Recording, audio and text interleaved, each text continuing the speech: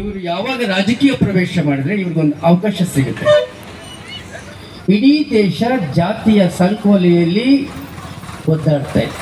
ನಾನು ಹೆಚ್ಚು ನೀನು ಕಡಿಮೆ, ನಾನು ಜೋರು ನೀನು ಕಡಿಮೆ ಅನ್ನುವಂಥ ಈ ತಾರತಮ್ಯ ಹೋಗಿ ಎಲ್ಲರೂ ಸರ್ವರಿಗೂ ಸಮಬಾಳು, ಸರ್ವರಿಗೂ ಸಮಪಾಲು ಬದುಕುವಂತೆ ಏನಾದರೂ ಮಾಡಬೇಕು ಅಂದಾಗ ಈ ದೇಶದ ಒಂದು ಪ್ರಜಾಪ್ರಭುತ್ವ ಹಿಡಿದಂಥವರು ಸಂವಿಧಾನವನ್ನು ರೂಪಿಸಿದರೆ ಒಳ್ಳೆಯದು. ಸಂವಿಧಾನದಲ್ಲಿ ಮನುಷ್ಯನ ಅಂದರೆ ದೇಶದ ನಾಗರಿಕ ಚೆಂದಾಗಿ ಬದುಕಲಿಕ್ಕೆ ಸೂತ್ರಗಳ ಸಂಪುಟ. ಅದು ಸಂವಿಧಾನ ಅಂದರೆ ಬದುಕುವ ಸೂತ್ರಗಳ ಸಂಪುಟ. ಅದರಲ್ಲಿ ಹಕ್ಕು, ಕರ್ತವ್ಯ, ರಕ್ಷಣೆ, ಕಾನೂನು, ಪಾಲನೆ ಎಲ್ಲವೂ, ಶಿಸ್ತು, ಸಂಸ್ಕೃತಿ, ಆಚಾರ, ವಿಚಾರ, ಧರ್ಮ ಎಲ್ಲವನ್ನ ಒಳಗೊಂಡು ಎಲ್ಲವನ್ನ ರಕ್ಷಣಾತ್ಮಕವಾಗಿ ಇಟ್ಟಿರಬೇಕು. ಯಾವ ಧರ್ಮವೂ ನೀವು ಅಪಚಾರ ಮಾಡಬಾರ್ದು, ಯಾವ ಭಾವನೆಗಳಿಗೂ ನೀವು ಅಪಚಾರ ಮಾಡಬಾರ್ದು.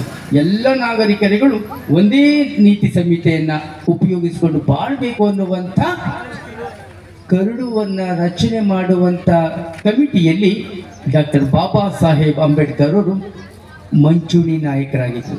ಅವರು ವಲಯ ಜಾತಿ ಇರ್ಬೋದು, ಅಲ್ಲಿ ಜಾತಿ ಬರಲಿಲ್ಲ, ಅದನ್ನು ತಿದ್ದಲಿಕ್ಕೆ ಸರಿಪಡಿಸಲಿಕ್ಕೆ ಆ ಜಾತಿಯವನೇ ಬೇಕು ಅಂದರೆ ಆ ಜಾತಿಯವನಿಗೆ ಶಿಕ್ಷಣ ಚೆನ್ನಾಗಿತ್ತು, ಜ್ಞಾನ ಚೆನ್ನಾಗಿತ್ತು, ಹಾಗಾಗಿ ಅವರು ಅಧ್ಯಕ್ಷ ಆಗಬೇಕು ಅಂತ ಅಂಬೇಡ್ಕರ್ ಅವರನ್ನು ಅಧ್ಯಕ್ಷರು ಮಾಡಿದ್ರು. ಯಾಕೆ ಇದೆಲ್ಲ ಹೇಳ್ತೀವಿ ಅಂದರೆ ಇಲ್ಲಿ ಜಾತಿ ಮುಖ್ಯ ಆಗೋದಿಲ್ಲ. ಈಗ ಹೊಸ ಕಾಲಕ್ಕೆ ಒಂದಷ್ಟು ಜಾತಿಯಲ್ಲಿ ಎಲ್ಲ ಪಾಲಿಷ್ಡ್ ಆಗ್ತಾ ಇದೆ, ಸಿವಿಲೈಸ್ಡ್ ಆಗ್ತಿದ್ದಾರೆ, ಯಾರು ಅಷ್ಟೊಂದು ತಾರತಮ್ಯ ಆಗ್ತಾಯಿಲ್ಲ. ಯಾಕೆಂದರೆ ನನ್ನ ದಲಿತ ಬಂಧುಗಳು ತುಂಬ ಎಜುಕೇಟೆಡ್ ಇದ್ದೀರಾ, ನೀವು ಎಜುಕೇಟೆಡ್ ಆಗಿರೋದಕ್ಕೆ ನಿಮ್ಮ ಮೇಲೆ ಅವರು ದೌರ್ಜನ್ಯ ಮಾಡಲಿಕ್ಕೆ ಆಗೋದಿಲ್ಲ, ಅವ್ರಿಗಿನ್ನ ಜೋರಿರ್ತೀರ.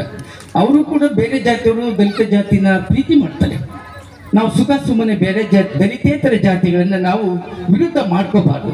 ಮಾಡ್ಕೊಂಡಾಗ ಏನಾಗುತ್ತೆ ಅಂದರೆ ನಿಮಗೆ ರಾಜ್ಯದ ಅಧಿಕಾರ ಸಿಗೋದಿಲ್ಲ.